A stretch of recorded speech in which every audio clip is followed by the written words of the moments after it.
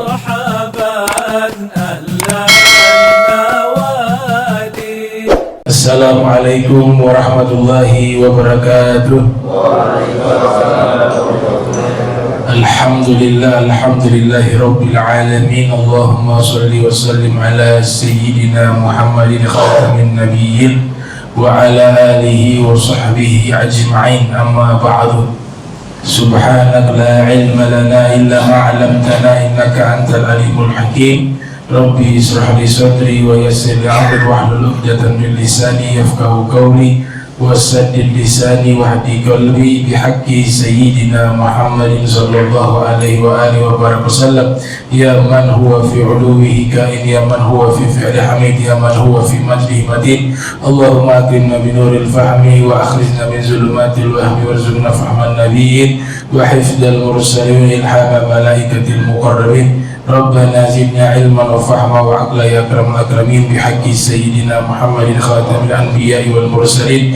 يا رحمن يا رحيم. وصلى الله على سيدنا محمد وعلى آله وصحبه وبارك وسلم. Alhamdulillahi rabbil alamin. Yang saya muliakan Bapak Eka, Ami Mus, Ami Alwi, seluruh staf PLN dan jamaah Darul Mawaddah. Alhamdulillah, di sore hari ini kita melanjutkan kajian kita mengenai tafsir yang biasanya kita membaca kitab Sofwatut Tafasir.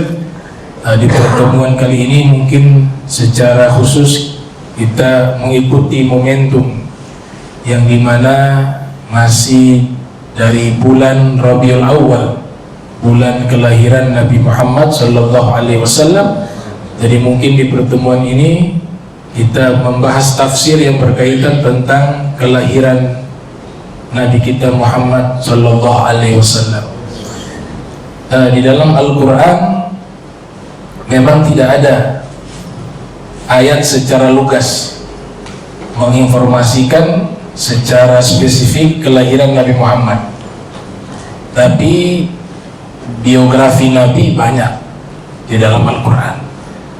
Bahkan satu surat menggunakan nama Nabi Muhammad, surat Muhammad. Nama Nabi disebutkan di dalam Al-Quran hanya 4 kali. Nama Nabi Muhammad Allah sebutkan hanya sebanyak 4 kali.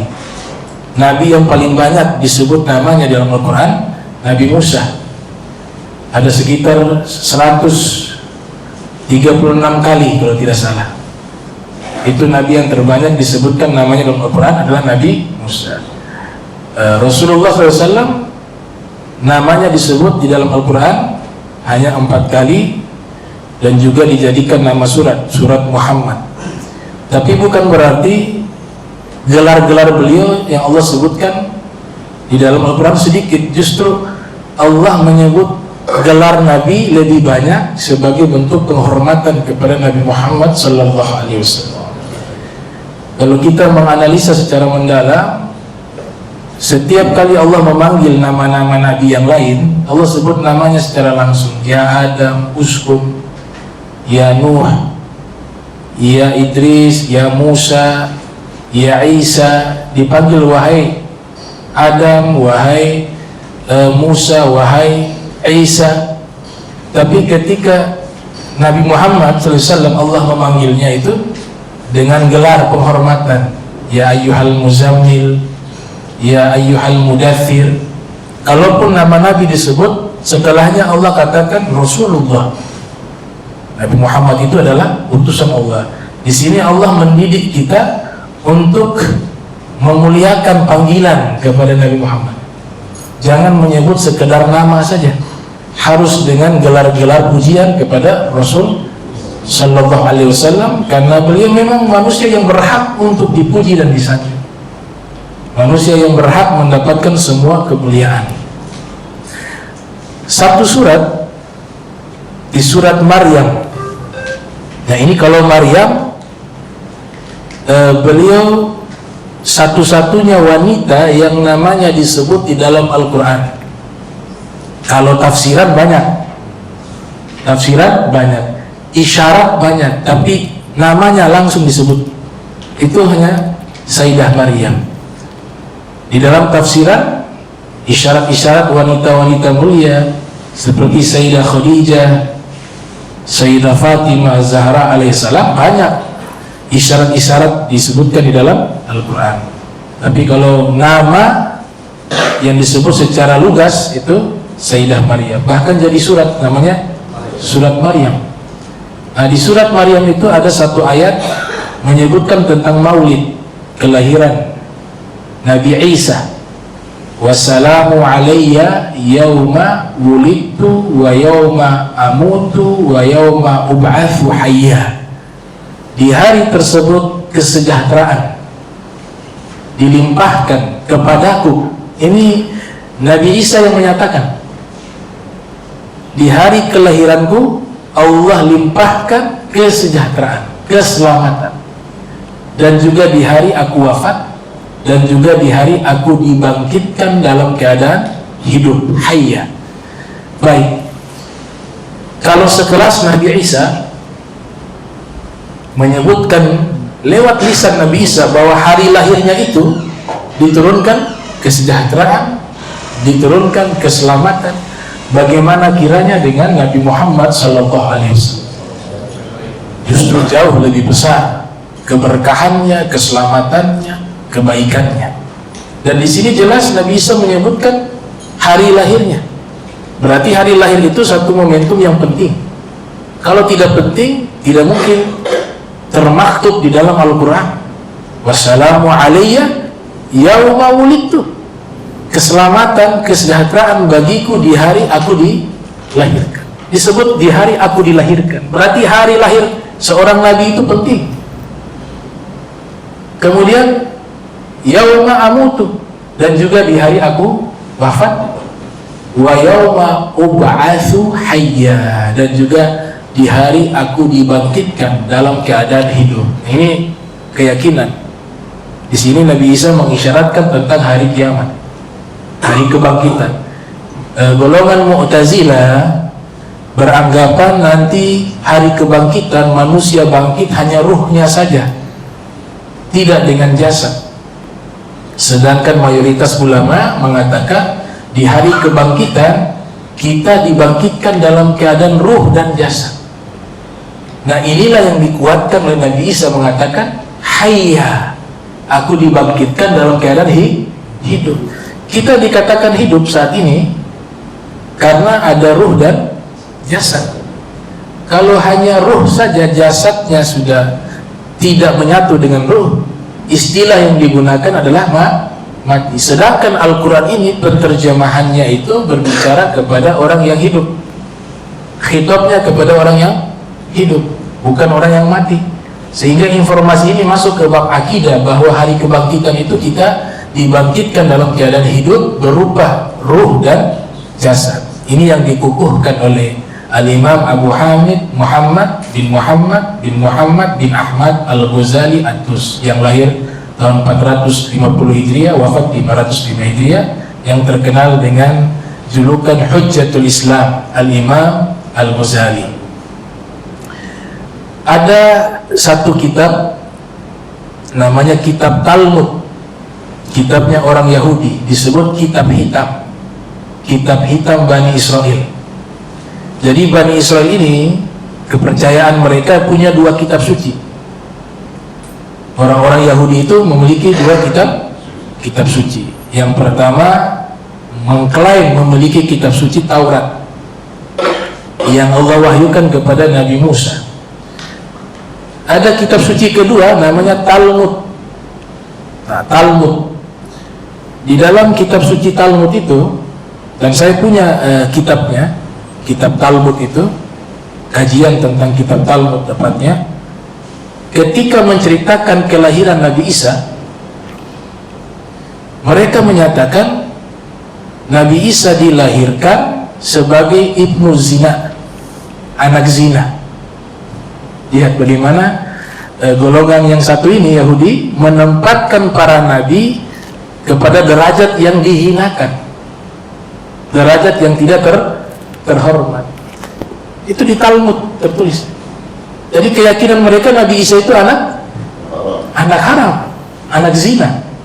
Sedangkan ibundanya Sayyidah Maryam, Al-Imam Ja'far As-Shadiq bin Muhammad Al-Baqir yang lahir tahun 83 Hijriah, wafat 148 Hijriah, pernah ditanya, apa sih arti dari Maryam?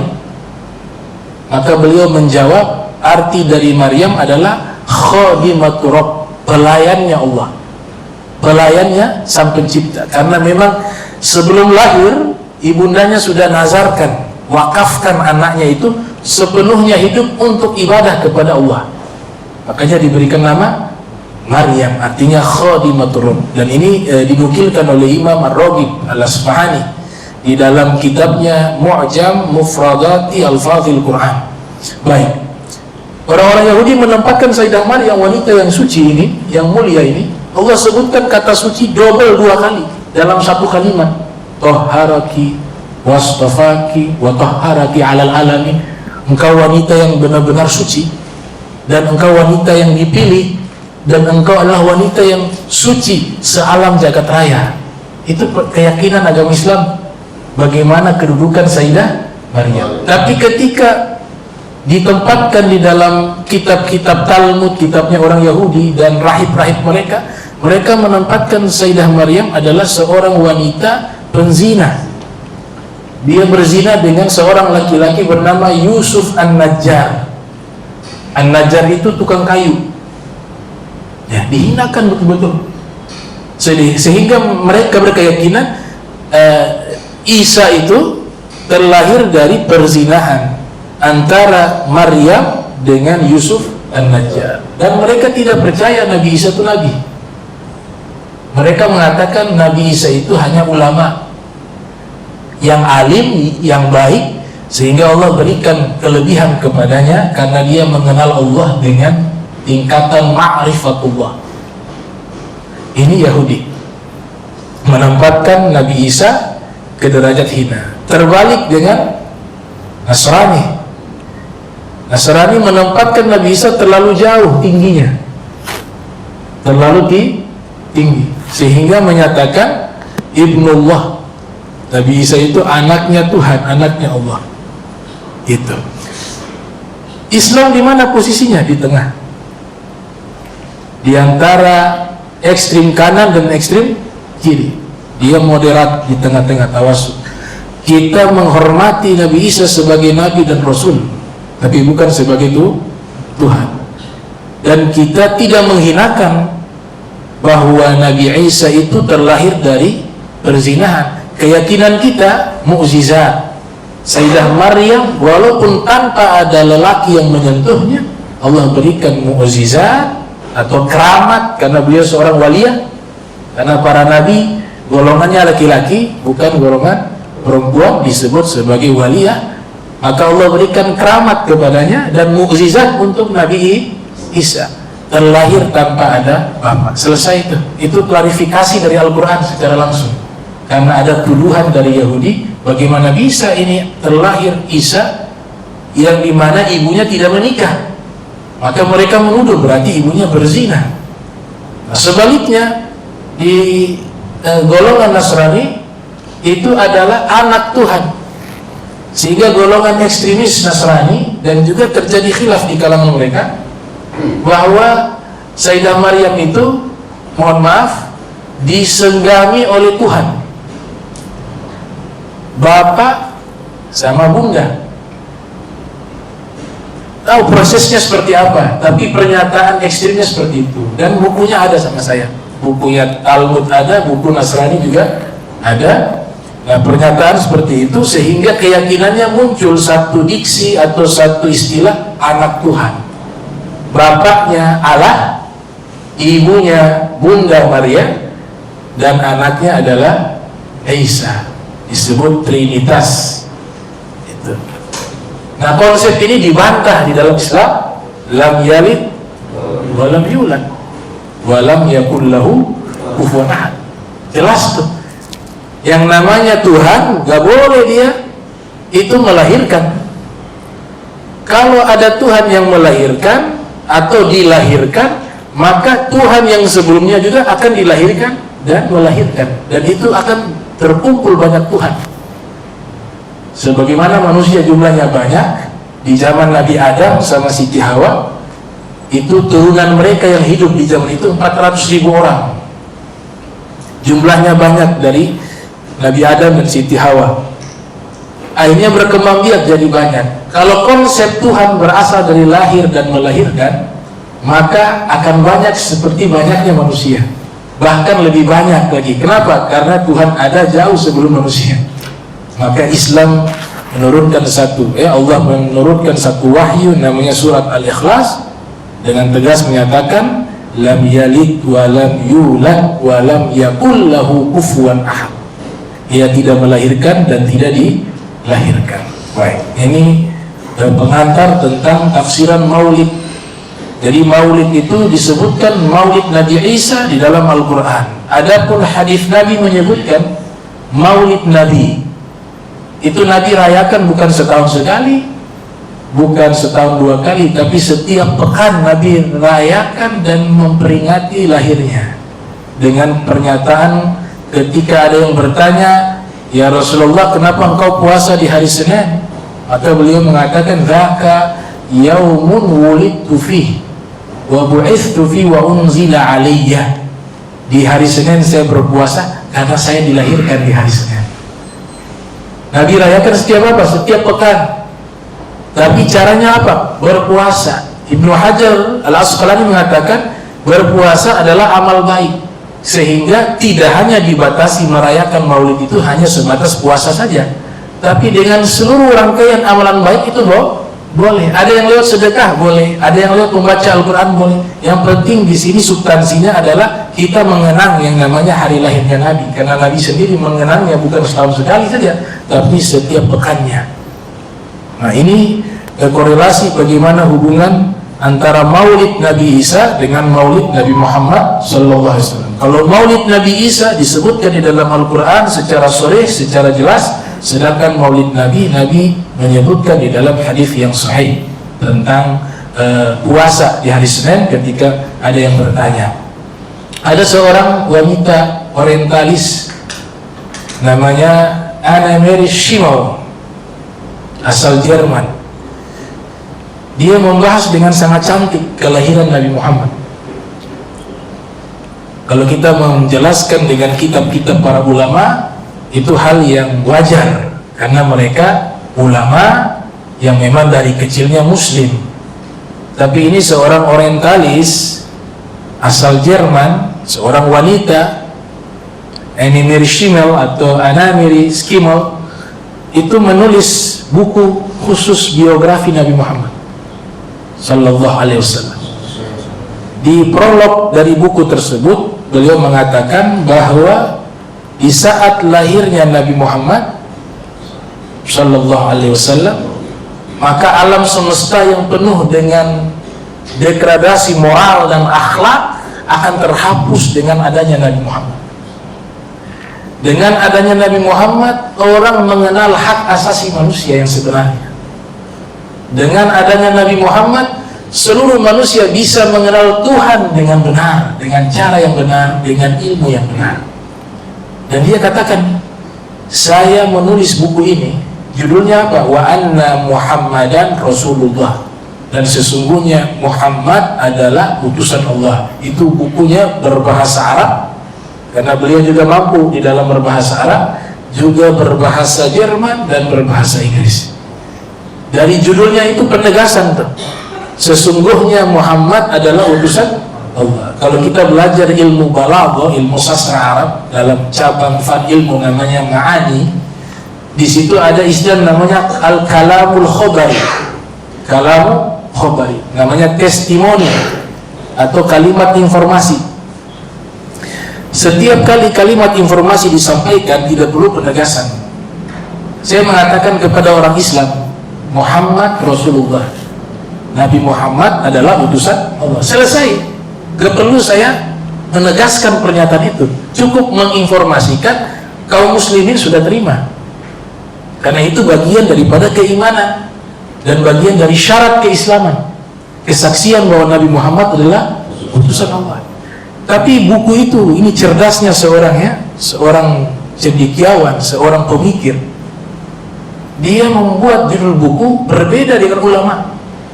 Para ulama-ulama kaum muslimin ada yang menulis Sirah Nabawiyah dengan judul yang mirip, seperti Syekh Abdullah Sirajuddin itu membuat biografi Nabi atau Syama'il Nabi dalam bukunya berjudul Sayyiduna Muhammad Rasulullah. Pemimpin kami Muhammad adalah utusan Allah. Selesai, nggak ada sesungguhnya. Kemudian ada juga bukunya Sayyid Muhammad bin Alwi al-Maliki, Muhammad Insanul Kamil. Muhammad adalah manusia yang sempurna, tidak ada penegasan di situ. Tapi ketika Ernest Kimmel membuat buku biografi Nabi Muhammad, dia tidak sekedar meletakkan nama Nabi Muhammad dan juga informasi Nabi Muhammad sebagai Rasul, tapi di situ ada penegasan wa anna Muhammadan Rasulullah. Sesungguhnya Nabi Muhammad adalah utusan Allah. Kenapa demikian? Karena dia sedang menghadapi bukan orang Muslim. Dia tinggal di Jerman, yang di situ banyak orang-orang salah paham terhadap sosok Nabi Muhammad, sehingga dia ingin menegaskan bahwa Nabi Muhammad itu benar-benar seorang Rasul. Dia tidak berbicara di hadapan kaum muslimin, dia berbicara di hadapan kaum non-muslim yang ada di Jerman.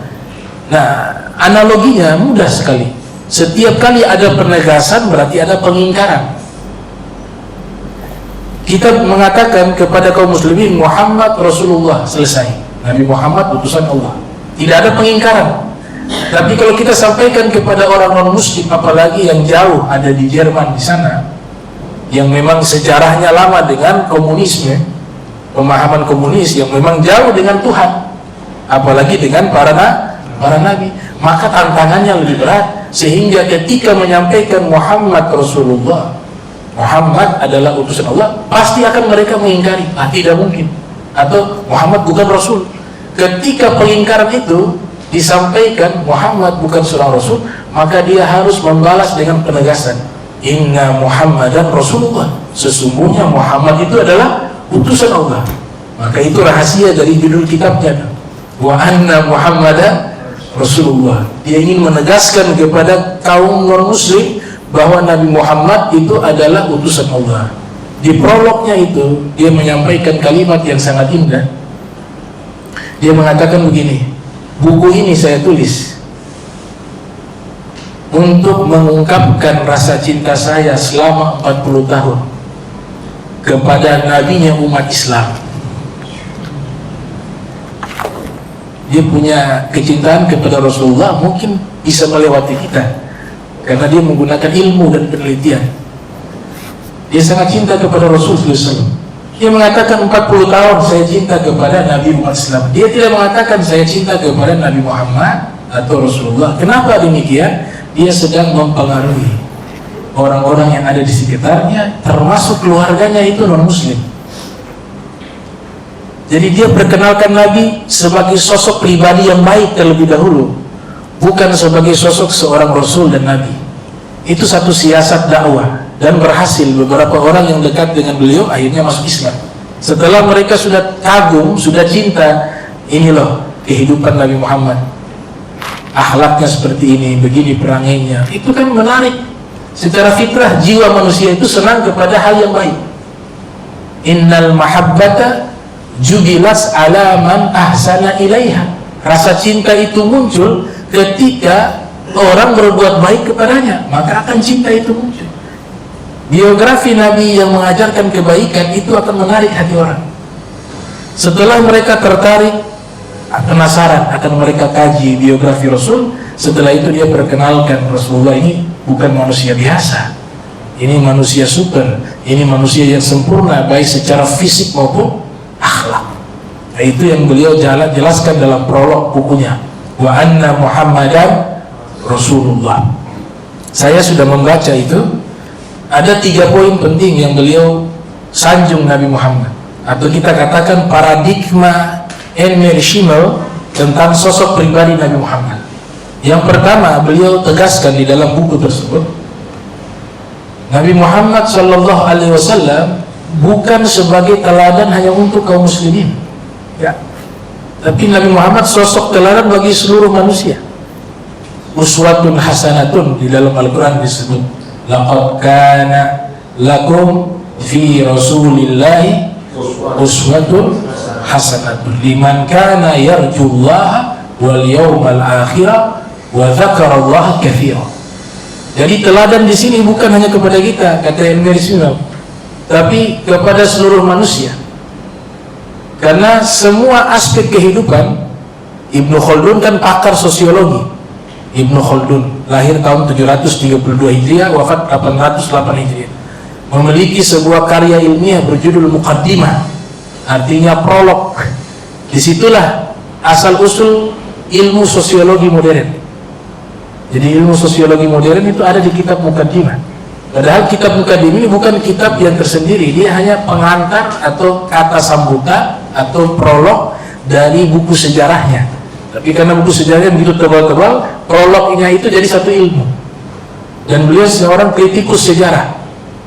Beliau mengatakan keteladanan Nabi Muhammad SAW mencakup 3 aspek.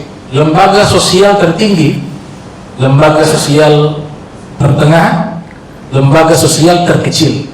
Istilahnya seperti itu. Lembaga sosial tertinggi, Nabi Muhammad sebagai sosok pemimpin. Kita katakan dalam bahasa modern, Raisul Jumhuri. Raisul Jumhur, presiden atau seorang khalifah bisa, atau seorang raja. Di dalam Al-Quran disebut Nabi sebagai pemimpin.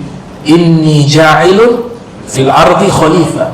Memang mayoritas ulama tafsir menafsirkan Nabi Adam, tapi sebenarnya khalifah yang mutlak itu adalah Nabi Muhammad. Semua selain Nabi Muhammad itu bawahan. Pemimpinnya adalah Nabi Muhammad sallallahu alaihi wasallam. Sehingga sebagian ulama-ulama sufi ketika mengartikan inni ja'ilun fil ardi khalifah, mereka mengambil tafsiran yang dimaksudkan khalifah mutlak adalah Nabi Muhammad sallallahu alaihi wasallam. Makanya kata yang digunakan bukan berupa kata kerja, bukan berupa fi'il madhi, bukan berupa fi'il mudhari yang memiliki arti masa lampau, masa sekarang dan akan datang, tapi menggunakan masdar itu atau maaf isim fa'il. Ja'ilun itu isim fa'il. Isim fa'il itu tidak mengenal waktu, tidak terikat dengan waktu. Waktu terikat kepada 3 hal, 3 keadaan: masa lampau, sekarang dan akan datang. Kata ja'ilun terbebas dari waktu. Artinya apa? Yang dimaksudkan hakikat khalifah di ayat tersebut bukan Nabi Adam kalau berbicara hakikat, tapi yang dimaksud adalah Nabi Muhammad sallallahu alaihi wasallam. Karena Nabi Muhammad itu sebagai pemimpin sejak di alam ruh, bukan ketika di dunia saja, di alam arwah itu semuanya berbaiat dan beriman kepada Rasul, termasuk para nabi. Sehingga istimewanya dikatakan mata kuntan nabiyah, kapan engkau dilantik menjadi nabi? Ada yang bertanya kepada Rasul seperti itu. Nabi Muhammad menjawab, kuntu nabiyan wa adam baina ruh wal jasad. Saya sudah diangkat menjadi nabi ketika Nabi Adam belum menyatu ruh dan jasadnya. Artinya nabi-nabi lain belum diangkat di alam arwah sebagai nabi. Adapun di dalam Al-Quran, saya baca dalam kitabnya Al-Mawsu'at atau Mawsu'at di Said Abdullah Al-Gumari, ada 19 jilid itu kitab. Di situ ada pembahasan tentang masalah tersebut. Para nabi yang disebutkan mengambil sumpah kepada Rasulullah di alam arwah, Allah menggunakan kalimat an-nabiyyin. Mereka para nabi mengambil sumpah. Itu bukan berarti pada waktu itu seluruh para nabi sudah jadi nabi, tidak. Sudah diangkat menjadi tidak. Yang menjadi nabi tunggal waktu itu hanya Nabi Muhammad. Tapi karena di sini ayat menceritakan pengambilan sumpah, maka Allah muliakan Nabi Muhammad sekelas mereka. Allah jadikan sementara di alam arwah menjadi para nabi untuk mengambil sumpah kepada Nabi Muhammad SAW. Setelah itu Allah cabut gelar mereka di alam arwah sebagai nabi. Mereka jadi ruh yang biasa saja seperti kita. Nanti sudah di alam dunia Allah kembalikan mereka dengan gelar kenabian dan rasul. Tapi kalau Nabi Muhammad berbeda. Memang dari awal nabi. Kalau rasul 40 tahun, karena ada perintah menyampaikan risalah Allah. Itu yang disebutkan dalam Al-Quran, ya ayyuhar rasul balligh ma unzila ilaika min rabbik, wahai Rasul, sampaikanlah seluruh perintah atau seluruh risalah yang telah Allah sampaikan kepadamu kepada seluruh manusia. Berarti fase kerasulan itu yang disebut dalam kitab-kitab sejarah 40 tahun. Tapi fase kenabian Nabi Muhammad sebelum segala sesuatu ada, awal penciptaan Nabi Muhammad sudah diangkat menjadi Nabi. Nah, ini muncul pertanyaan, salawatnya Allah sejak Nabi Muhammad diangkat menjadi Nabi. Innallaha wa malaikatahu yusalluna 'alan nabi ya ayyuhalladzina amanu sallu 'alaihi wa sallimu taslima. Di situ kan pakai nabi, bukan pakai rasul, bukan pakai nama Nabi Muhammad, bukan pakai abduh, hamba, tapi Allah sebutkan Allah dan malaikat senantiasa bersalawat kepada Nabi. Berarti sejak awal penciptaan Nabi Muhammad SAW, Allah sudah bersalawat terlebih dahulu sebelum kita, orang-orang yang beriman. Ya ayyuhalladzina amanu sallu alaihi wa sallimu taslima. Baik. Derajat tertinggi, lembaga sosial tertinggi, Nabi jadi teladan sebagai khalifah. Makanya bagaimana Nabi buat satu sistem namanya musyawarah dalam Al-Quran. Wa bi rahmatin minallahi linta lahum walau kunta faddan ghalidal qalbi lan faddu min hawlik fa'fu anhum wastaghfir lahum wasyawirhum fil amr. Bermusyawarah dalam satu urusan. Wa amruhum syura bainahum. Urusan mereka itu solusinya dicari lewat musyawarah. Itu sistem pemerintahan modern di zaman sekarang. Kita kenal dalam istilah Yunani demokrasi, tapi dalam istilah Islam namanya musyawarah. Itu hanya beda istilah. Yang satu menggunakan istilah Yunani, yang satu menggunakan istilah Al-Quran.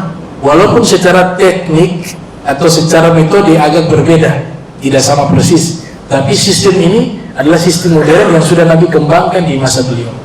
Bahkan ada ulama yang wafat tahun 450 Hijriah bernama Imam Al-Mawardi menulis kitab tentang pemerintahan Islam atau sistem kenegaraan berjudul Al-Ahkamu Sultaniyah.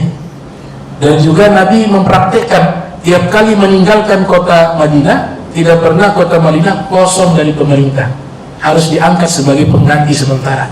Dan Nabi memberikan satu undang-undang, man ata'a amiri faqad ata'ani, siapa yang taat kepada pemimpin yang aku lantik, maka dia telah taat kepadaku, kata Nabi Muhammad SAW. Tapi ada regulasi lainnya, selama keputusan ataupun aturan-aturan yang dibuat oleh pemerintah tidak bertentangan dengan hukum Allah, maka selama itu kita harus taat kepada pemerintah. Itu Nabi katakan di dalam hadis yang lain, la ta'ata li makhluqin fi maksiatil khaliq. Tidak boleh taat kepada makhluk di dalam rangka bermaksiat kepada Sang Pencipta. Nah, ini lembaga tertinggi yang nomor satu, atau lembaga sosial tertinggi nomor satu adalah strukturnya. Yang pertama adalah pemerintah, sehingga semuanya akan berpengaruh.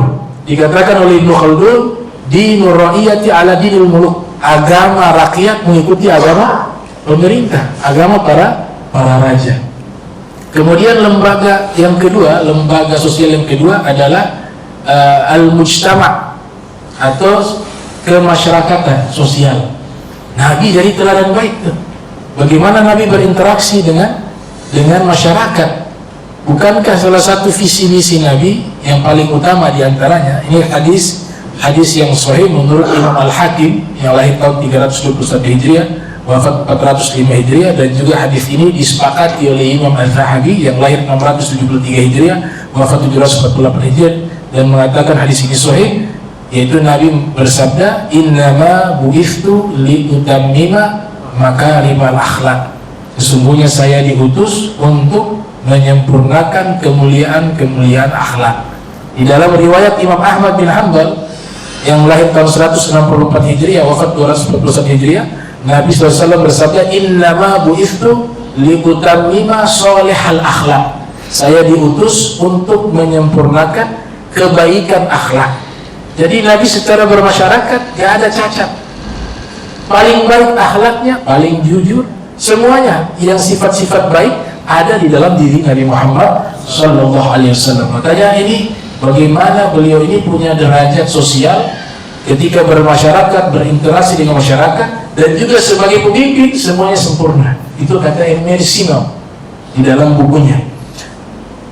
Di hadis yang lain, keimanan seseorang Nabi wasiatkan punya kaitan dengan akhlak. Orang yang akhlaknya makin baik, di situ menunjukkan kualitas keimanannya. Dalam hadis dalam kitab Ajalatus Sibaq ila Makarimil Akhlaq, Rasul sallallahu alaihi wasallam bersabda, husnul khuluq nisful iman. Akhlak yang baik separuh daripada agama Islam. Di riwayat yang lain Nabi mengatakan agama itu adalah husnul khuluq. Substansi agama Islam adalah akhlak yang baik. Bahkan dikatakan dalam hadis yang sanadnya hasan, diriwayatkan oleh Hasan dan diriwayatkan oleh Hasan dari Hasan dari Hasan dari kakeknya Hasan. Ya, ruwiya bi sanadin Hasan anil Hasan anil Hasan anil Hasan an jaddil Hasan inna ahsanal Hasan al khuluqul Hasan. Itu riwayat hadisnya. Hasan pertama itu dari Hasan bin Sahal. Hasan bin Sahal mendapatkan hadis ini dari orang yang bernama Hasan juga, namanya Hasan bin Dinar.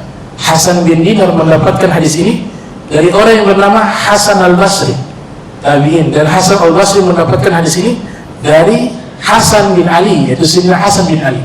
Dan Sayyidina Hasan bin Ali mengatakan, saya dapat hadis ini dari kakek Hasan, yaitu kakeknya beliau, Nabi Muhammad sallallahu alaihi wasallam. Nabi Muhammad bersabda, inna ahsanal hasan al-khuluqul hasan. Sesungguhnya kebaikan yang paling baik adalah akhlak yang baik. Jadi begitu pentingnya itu akhlak mulia itu untuk kita amalkan di tengah-tengah masyarakat. Dan Nabi Muhammad SAW adalah orang yang paling baik melaksanakan akhlak yang mulia itu di tengah-tengah masyarakat. Yang ketiga, yang terakhir, lembaga sosial paling kecil apa itu? Keluarga. Lembaga sosial paling di bawah, paling kecil itu keluarga. Dan Nabi Muhammad juga menjadi teladan sebagai seorang suami dan seorang ayah terbaik di alam semesta ini. Itu dikatakan dalam hadis Rasulullah SAW bersabda, ma akraman nisa'a illa karimun wa ma wala ahanahunna illa laimun. Ini diriwayatkan dari Sayyidina Ali bin Abi Thalib. Tidaklah seseorang memuliakan kaum wanita melainkan orang itu pasti orang mulia. Dan tidaklah seorang lelaki ini menghinakan kaum wanita melainkan pasti dia orang yang hina. Itu ucapan dari Nabi kita Muhammad sallallahu alaihi wasallam. Bahkan Nabi menegaskan di dalam hadis, ana khairukum li ahli wa ana khairukum li ahli. Orang terbaik di antara kalian yang paling baik perilakunya terhadap keluarganya. Dan saya adalah manusia yang paling baik kepada keluarga saya, kata Nabi Muhammad sallallahu alaihi wasallam. Maka lengkap tuh. Kalau kita ingin lihat bagaimana beliau sebagai pemimpin terbaik, kuduahnya Nabi Muhammad, teladannya Nabi Muhammad. Bagaimana beliau sebagai masyarakat biasa, Nabi Muhammad terbaik. Bagaimana sebagai kepala keluarga, Nabi Muhammad SAW yang paling terbaik. Nah, ini poin pertama yang dipaparkan oleh Emir Shimel di dalam bukunya. Kemudian yang kedua, ini yang luar biasa juga. Emir Shimel mengatakan Nabi Muhammad itu berbeda dengan kita, manusia biasa. Itu kata beliau tuh. Jadi jangan kita samakan Nabi Muhammad itu posisinya sama seperti kita. Beliau berbeda. Sehingga keluar itu satu ungkapan pepatah, Muhammadun basyarun la kal basyari bal huwa kal yaqut bainal hajari. Nabi Muhammad itu kalau diumpamakan, ia adalah manusia tapi bukan seperti manusia biasa. Dia adalah bagaikan batu yakut, batu mulia, batu berlian di antara batu-batu biasa. Maknanya apa? Ya sama-sama batu, tapi Nabi Muhammad batu berlian, kita batu biasa. Nabi Muhammad diutus sebagai golongan manusia, tapi bentuk fisik beliau, kemudian akhlak beliau, unsur penciptaan beliau itu berbeda dengan manusia biasa. Coba kalau manusia biasa gak mungkin bisa melakukan perjalanan Isra. Perjalanan Isra itu kecepatannya luar biasa. Hanya di waktu sekian menit Nabi sudah melintasi 15.000 km mulai dari Makkah sampai ke Palestina dengan kecepatan cahaya. Yang menjemput Nabi cahaya, diciptakan dari cahaya, malaikat. Khuliqatil malaikatu min nur, diciptakan malaikat dari cahaya. Kendaraannya hewan yang namanya buraq. Al-Imam Ar-Raghib Al-Asbahani mengatakan buraq itu artinya kilat, dari cahaya juga. Maka yang dijemput juga harus cahaya. Kenapa demikian? Karena perjalanan ini menggunakan kecepatan cahaya. Kecepatan yang paling cepat di alam semesta kan kecepatan cahaya.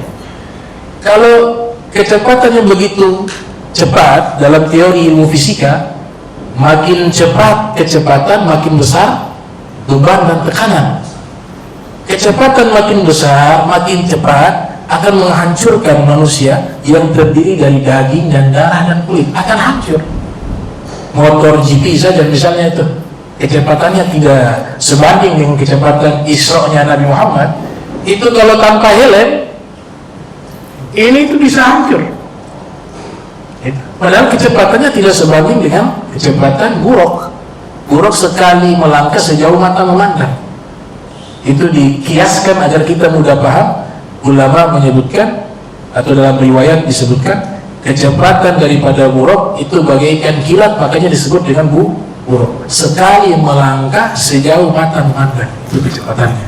Makanya yang perjalanan yang begitu jauh, biasanya 1 bulan, itu hanya sebagian malam. Nabi sudah kembali ke Makkah. Dari Makkah ke Palestina, belum lagi ke langit, turun lagi, baru kembali ke Makkah. Ada riwayat yang mengatakan langsung turun ke Makkah. Itu hanya waktu Laila. Allah sebutkan Laila, bukan Al-Laila. Kalau Al-Laila seluruh malam, tapi alif lamnya dicabut, dilepaskan, dia jadi bentuk nakiro. Itu artinya ba'adan minal lail, sebagian saja dari malam. Di Maulid Ad-Dibah mengatakan qabla an yabrudal farsh thumma arudduhu qabla an yabrudal farsh. Kemudian Allah kembalikan Nabi Muhammad ketika melakukan rute perjalanan Isra dan Mi'raj itu, Allah kembalikan ke tempat tidurnya. Dan tempat tidurnya itu masih hangat, belum dingin. Berarti begitu cepatnya dan singkatnya perjalanan tersebut. Nah, ini menunjukkan Rasulullah SAW manusia yang diciptakan dari cahaya. Memang para muhadithun berbeda pendapat dan mengatakan riwayatnya lemah dan seterusnya dan seterusnya. Ada yang mengatakan riwayat ini kuat. Tapi kalau secara ibtek, ilmu pengetahuan, peristiwa Isra itu sudah cukup membuktikan bahwa Nabi Muhammad SAW itu diciptakan dari unsur cahaya. Kalau bukan unsur cahaya, tidak mungkin bisa melakukan perjalanan dengan kecepatan yang dahsyat seperti itu. Pasti akan hancur seluruh tubuhnya Nabi Muhammad SAW. Tapi ketika unsur cahayanya yang muncul, cahaya menggunakan kecepatan cahaya, maka itu tidak ada masalah. Tidak akan terjadi masalah. Nah, ini yang dijelaskan oleh Emir Skimal. Ia menegaskan bahwa Nabi Muhammad itu adalah manusia, tapi bukan manusia biasa. Jangan samakan dengan diri kita. Ada kitab Syama'il, Asy-Syama'il Muhammadiyah, ditulis oleh Imam At-Tirmidzi yang lahir tahun 209 Hijriah, wafat 279 Hijriah. Itu kita akan membahas tentang karakteristik Nabi Muhammad, sifat-sifat Nabi Muhammad. Di situ dijelaskan Rasulullah itu seumur hidup tidak pernah menguap. Tidak pernah menguap. Kemudian kalau tidur, wudunya tidak batal karena hatinya selalu zikir, terkoneksi kepada Allah SWT. Sedangkan kita tidurnya itu hilang, lenyap. Tapi kalau Nabi Muhammad tidurnya itu masih sadar. Nah, itu banyak sekali perbedaan-perbedaan. Keringatnya Nabi Muhammad lebih wangi dari minyak kasturi. Keringatnya kita bau asam. Kemudian Nabi Muhammad SAW bangun dari tidur sudah ganteng, sudah rapi. Kalau kita kan ada gidi-gidi, kalau nanti bilangnya gidi-gidi dan segala macam. Beda. Nabi bangun sudah rapi, rambutnya sudah rapi, badannya sudah wangi dan seterusnya. Kemudian Rasulullah SAW itu disebutkan oleh istrinya Sayyidah Aisyah ketika Nabi mohon maaf buang hajat. Nabi keluar, Sayyidah Aisyah masuk, dia melihat tidak ada kotoran. Kemudian ketika masuk ke toilet tersebut, bukannya bau busuk, tapi sebaliknya toilet itu berubah menjadi bau minyak kasturi yang sangat wangi. Beda. Jadi pengertian yang mengatakan bahwa Nabi Muhammad itu dalam Al-Quran dikatakan adalah manusia, itu maknanya ya memang Nabi Muhammad diutus kepada manusia, makanya jenisnya adalah jenis manusia. Makanya al-insan itu lil jinsi, jenis. Kalau Nabi Muhammad diutus kepada malaikat, ya Nabi Muhammad golongan malaikat. Tapi karena kita tujuan utamanya ke manusia dan bangsa jin, tapi yang paling utamanya manusia, maka Allah utus Rasulullah SAW sebagai golongan manusia. Tapi manusia yang seperti Nabi Muhammad berbeda dengan manusia biasa. Itu pemahaman seorang wanita orientalis loh, Enemy Rishimo, yang mengatakan demikian. Jadi jangan pernah menyatakan Nabi Muhammad orang biasa, dikatakan begitu.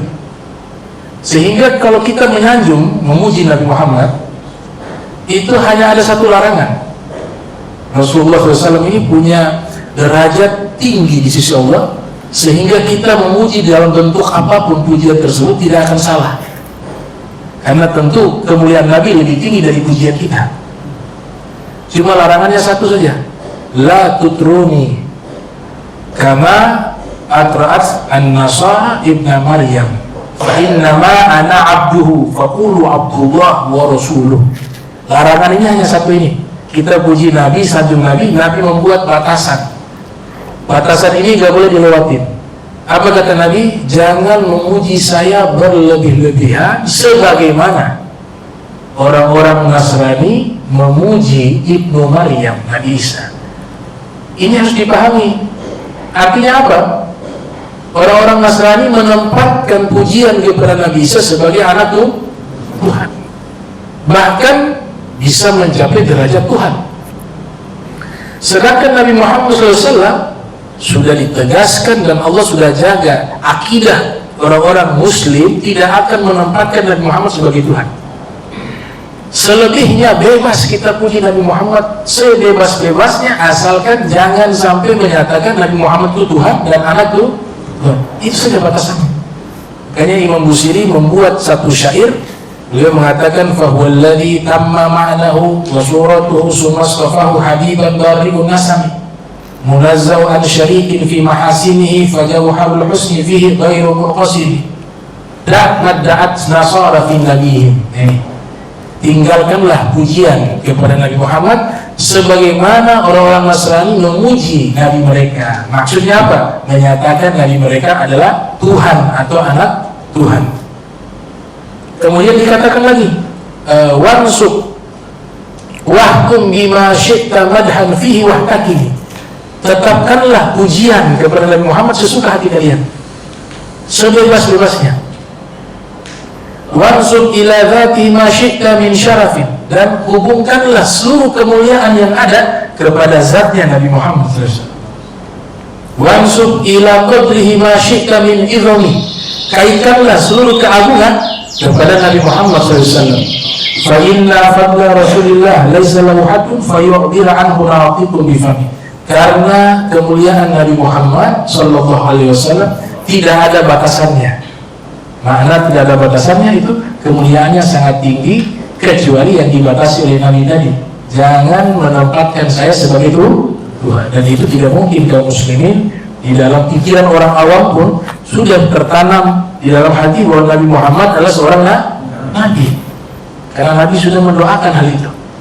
Nah, ini menggambarkan Nabi Muhammad posisinya sebagai manusia yang sangat luar biasa. Istilah yang digunakan oleh para muhadithun, al-insanul kamil. Al-insanul kamil, manusia yang sangat sempurna. Yang terakhir, yang ketiga, kata Emir Simo, jangan membandingkan Nabi Muhammad dengan manusia manapun. Kata beliau katakan demikian. Kita gak boleh banding-bandingkan Nabi Muhammad dengan manusia manapun, tokoh manapun, karena tidak akan sebanding. Tidak akan sebanding.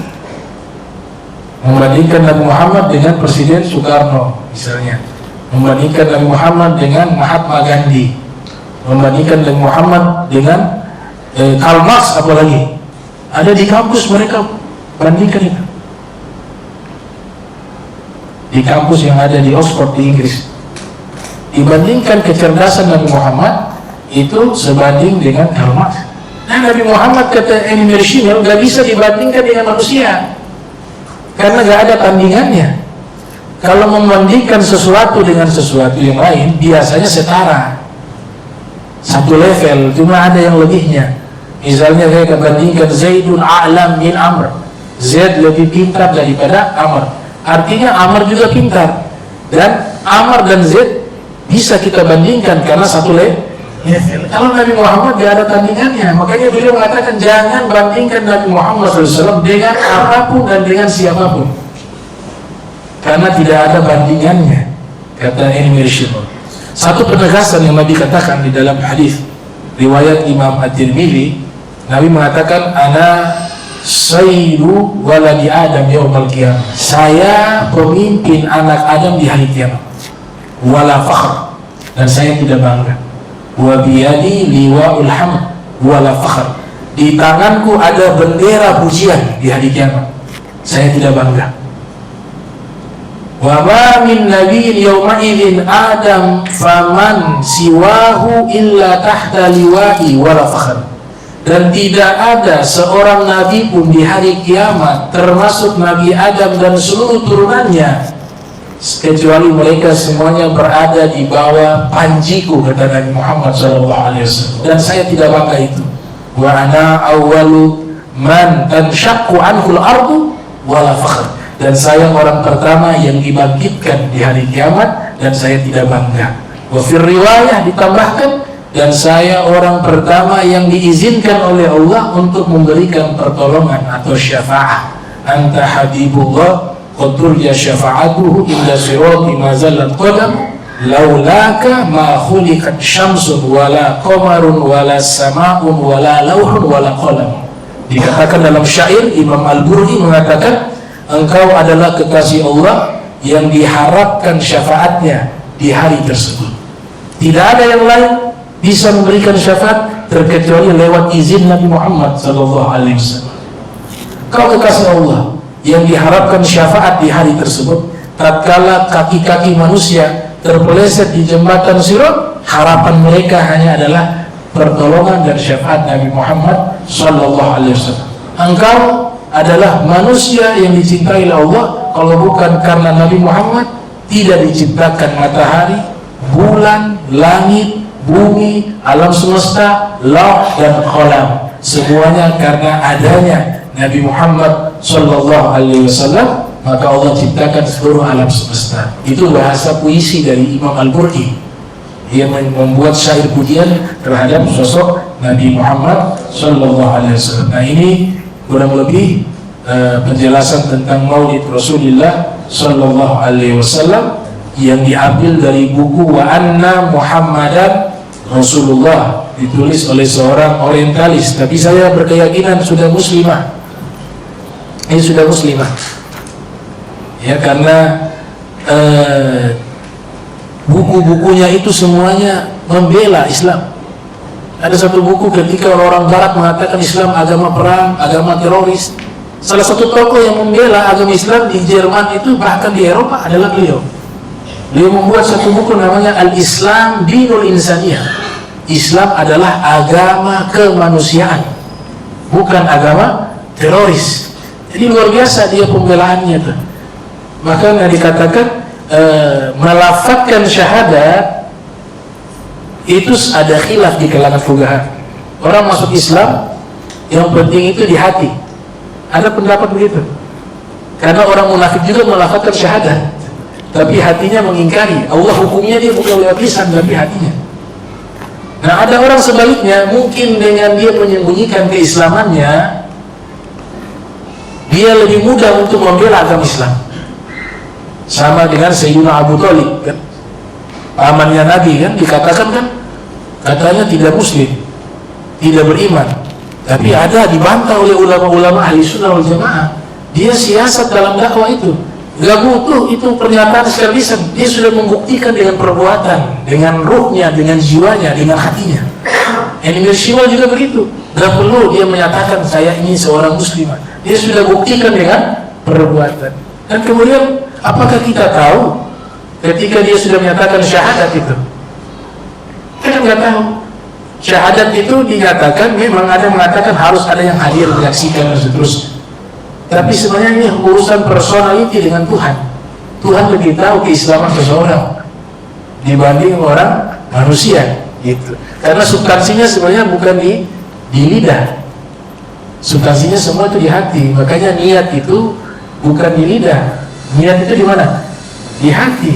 Itu keimanan itu bukan di lidah, dia hanya menerjemahkan keimanan, tapi sumbernya di hati. Makanya ada syair mengatakan, innal lisana la fil fuadi wa innama ju'ilal lisanu 'alal fuadi dalilah.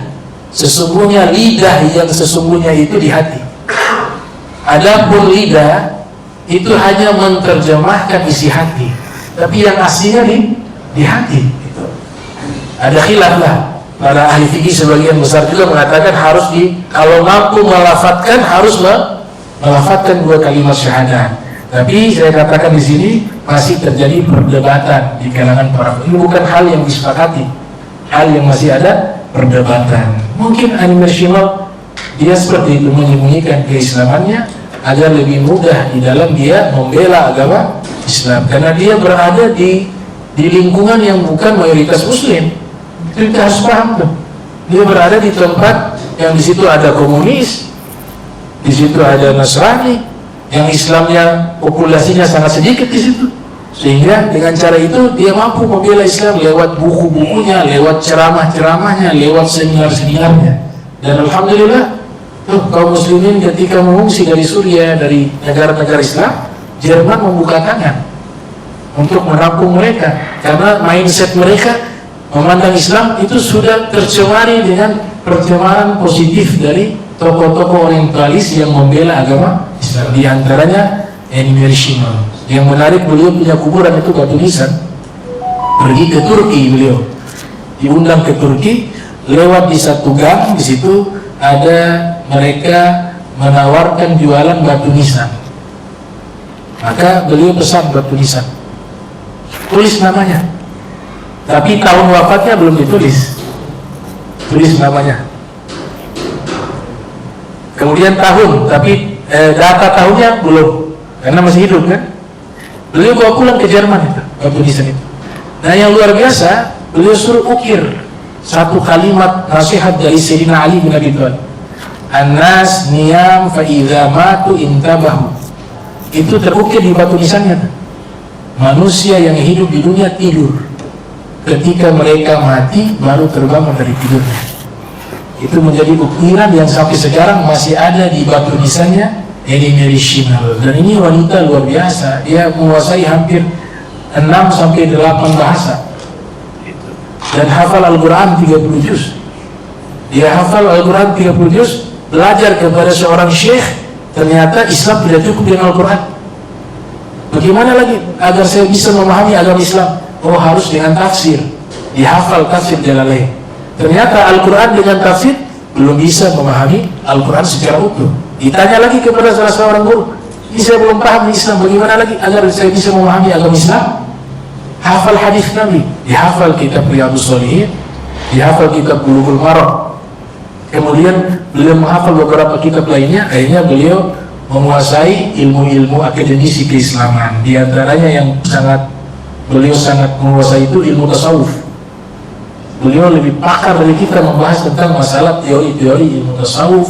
Beliau kenal bagaimana sejarah Imam Ja'far Shadiq sebagai, dan beliau salah satu tokoh yang mengatakan di dalam bukunya Mystic Dimension of Islam itu menyatakan tokoh tasawuf pertama memperkenalkan ilmu tasawuf secara sistematis dengan tarekat mahabbah itu adalah Imam Ja'far Shadiq bin Muhammad al-Bahir.